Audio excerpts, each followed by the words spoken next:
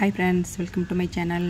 இந்த வீடியோவில் நம்ம என்ன பார்க்க போகிறோம் அப்படின்னா ஆகஸ்ட் 2024 நடந்துட்டு இருக்கக்கூடிய சீனியர் ஃபர்ஸ்ட் பேப்பர் கொஸ்டினை பற்றி தான் பார்க்க போகிறோம். இது ஃபர்ஸ்ட் பேட்ச் கொஸ்டின். இதில் பார்த்தீங்கன்னா வேர்ட்ஸ்லாம் ரொம்ப ஈஸியாக தான் இருக்குது. இது நல்லா அடித்து நல்லா ப்ராக்டிஸ் பண்ணியிருந்தாங்க அப்படின்னா கண்டிப்பாக இதில் பாஸ் பண்ணிடலாம். இதுக்கு செகண்ட் பேப்பர் எப்படி கொடுத்துருக்காங்கன்னு பாருங்கள்.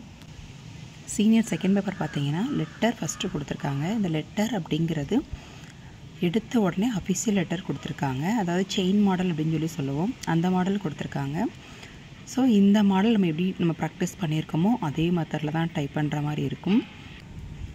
இது லெட்டரோட மாடல். ஸ்டேட்மெண்ட் பாருங்கள், 5 லைனுக்கு 1 சென்டர் கொடுத்துருக்காங்க. இருந்தாலும் இதுவுமே நம்ம நல்லா ப்ராக்டிஸ் பண்ண ஒன்று தான். ஸோ இது கஷ்டம்லாம் கிடையாது. லெட்டர் கொஞ்சம் ஒத்து கவனித்து தான் போடுற மாதிரி இருக்குது. கொஞ்சம் ஃபாண்டோட ஸ்டைலிஸில் இன்னும் கொஞ்சம் நல்லா கொடுத்துருக்கலாம்.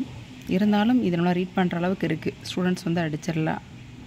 ஸ்டூடெண்ட்ஸ் இதெல்லாம் கரெக்டாக பார்த்து அடிச்சிருக்காங்க, நல்லா தான் அடிச்சிருக்காங்க. செகண்ட் பேப்பர் ஒரு பெரிய விஷயம் இல்லைன்ட்டாங்க. ஃபஸ்ட் பேப்பர் மட்டும் கொஞ்சம் கஷ்டம் சொன்னாங்க. ஆனால் எங்களுக்கு தெரிஞ்ச அளவுக்கு அது கஷ்டம்லாம் கிடையாது. பதட்டம் இல்லாமல் அடிச்சிருந்தாங்கன்னா கண்டிப்பான முறையில் இதில் பாஸ் பண்ண நிறைய வாய்ப்பு இருக்குது. பாஸ் பண்ண இல்லை, மார்க் நிறைய எடுக்க நிறைய வாய்ப்பு இருக்குது.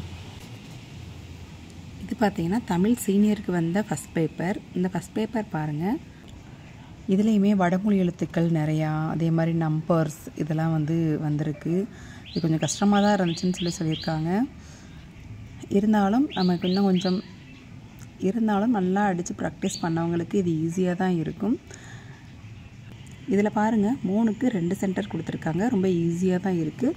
லெட்டருமே ரொம்ப தெளிவாக தான் தெரியுது.